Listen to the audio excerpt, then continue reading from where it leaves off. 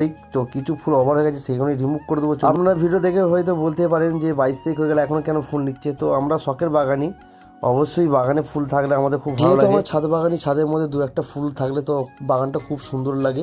বাগানের মধ্যে যেসব গোলাপগুলো ওভার হয়ে গেছে সেগুলো রিমুভ করবো। চলুন তাহলে ভিডিও শুরু করা যাক।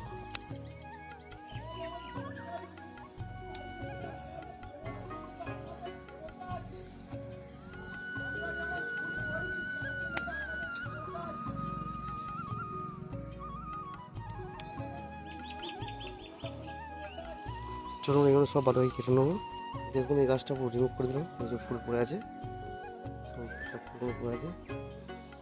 দেখুন এই গাছটা সব ফুল কেটে দিলাম, এই যে পড়ে আছে, এইটা যেরকম পড়ে আছে আরও কাটবো।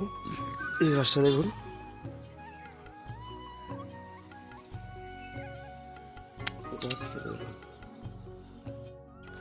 আর দুই একটি কাটা দেখায়। এই গাছগুলো আছে, এই যে ফুলগুলো শুকনো হয়ে গেছে, এবার কেটে নেবো। দেখুন এই গাছটা এবার ধরবো, স্টেম আছে, এই কাটা গেল। দেখুন এটাও সেম। দেখুন তো তো আজকের ভিডিওটা কেমন হলো অবশ্যই কমেন্টে জানাবেন। দেখা হবে কোন next video. Tata, bye bye.